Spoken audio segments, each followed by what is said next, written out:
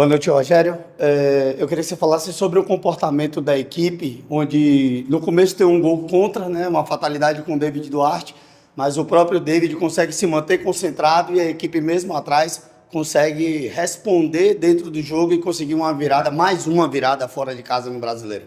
Boa noite. Acho que o começo do jogo a gente começou um pouco devagar, para ser sincero com você. Acho um pouquinho desconcentrado, cedendo algumas faltas laterais na fase de defesa. Acho que o time foi se assentando, mesmo com o gol. Acho que não mudou o comportamento, acho que o time continuou jogando da mesma maneira. E reagiu bem num momento de dificuldade. E o segundo tempo, eu acho que aí sim, uma superação muito grande de todos. Hoje o banco entrando, ajudando bastante, né? Muitos jogos a gente não conseguia mudar o jogo com o banco. Hoje foram jogadores que foram importantes. Ademir sofrendo pênalti, Sanabria fazendo gol.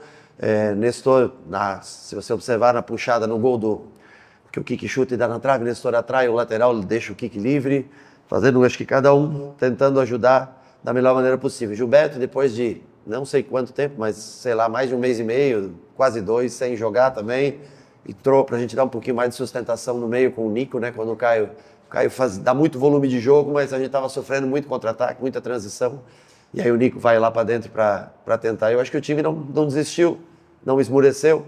Poderíamos ter vencido de maneira melhor se o juiz o árbitro tivesse dado pênalti no Everton, que foi um pênalti claríssimo, que o jogador puxa, ponto futuro onde a bola iria entrar.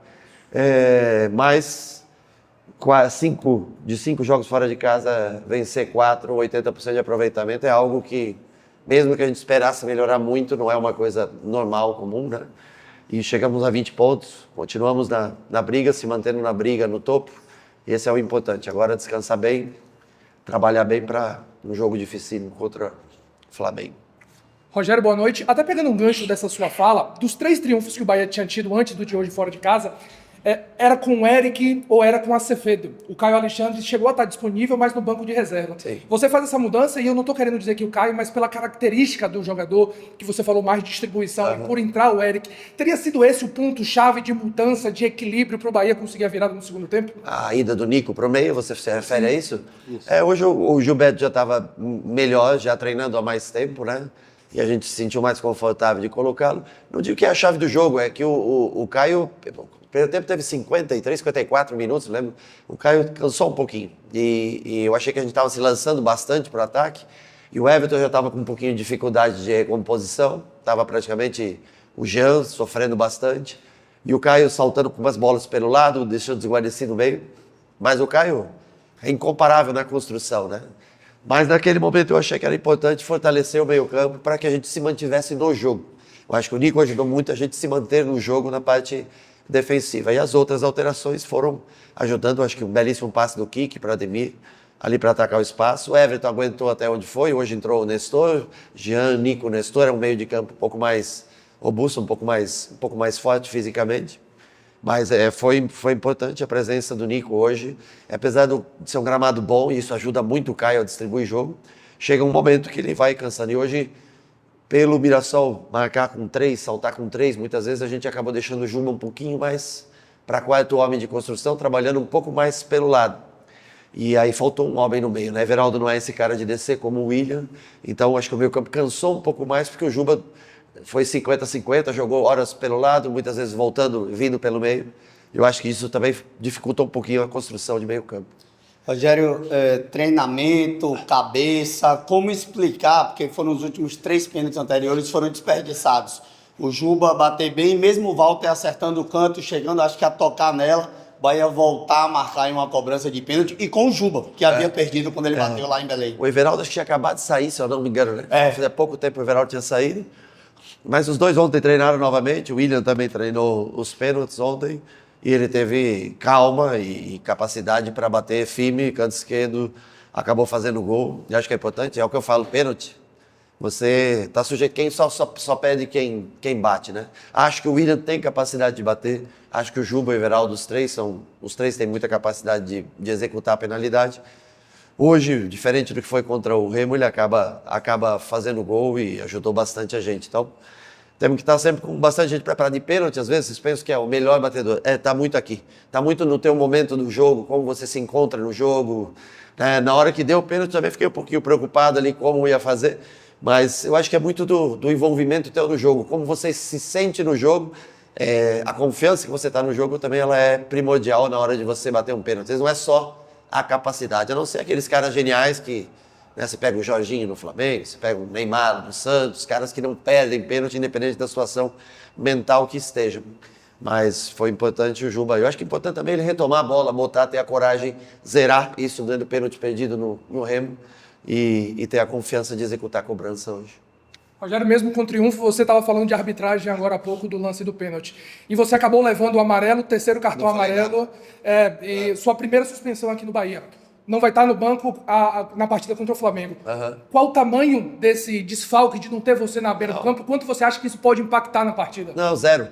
Zero, porque a gente desenvolve tudo no treinamento todos os dias. Logicamente, talvez a maior experiência de estar ali, de falar. Mas tanto Charles, Leandro, Nelson, os que estejam no banco, eles sabem todas as combinações de jogo, todas as nossas saídas de jogo, como a gente joga, como a gente trabalha no meio campo. Basta que o Charles tenha voz ativa, comandar, gritar, incentivar, entender o jogo, mas eles estão totalmente adaptados, acostumados, não me preocupo em nada com relação ao que o time vai jogar mais ou menos com relação a isso. O importante é que a gente faça a preparação para o jogo do Flamengo seja bem feita. A dificuldade nós já sabemos que existe, todas as vezes que nós fomos jogar no Rio, é sempre um jogo pesado, um jogo difícil, mas os jogadores, eles estão super acostumados com o trabalho deles no campo. Reclamação? Eu não fiz nada, eu só pedi um cartão pro... É o lance do Everton, eu acho. O lance que o cara dá, acho que é uma falta, sem bola, sem nada, não sei se é no Juba ou no Everton. Eu disse, falei assim, você acha que não é lance para cartão? Não falei um palavrão, não falei nada mais grave. Não sei se foi o quarto árbitro que falou pro árbitro, veio, puxou o cartão. Porque quando falta competência, é melhor segurar no cartão.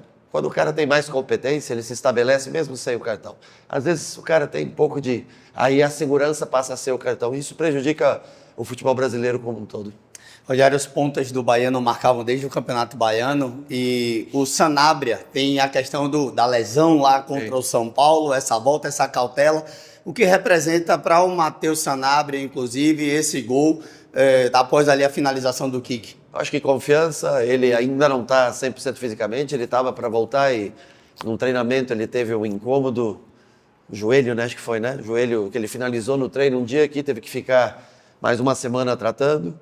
É um menino especial, assim, tem o dom, talento, 1 contra 1. Ele ainda precisa de um desenvolvimento maior de parte tática. Eu sei que já faz tempo que ele está aqui, mas tem alguns jogadores que tem o que ele tem de facilidade de 1 contra 1 de drible, ele também tem um pouco de dificuldade no entendimento da parte tática. No entendimento, não.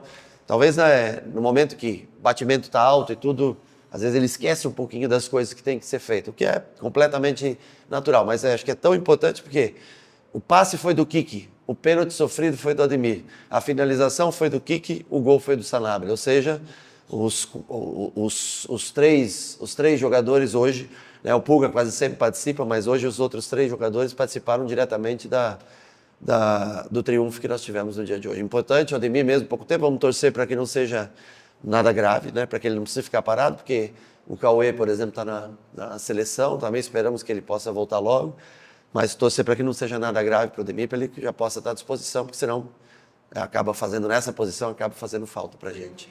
Foi ombro aqui, mas eu não sei, escutou um estalo, mas não sei exatamente dizer o que pode ter sido, acho que deve fazer exame amanhã ou na segunda-feira.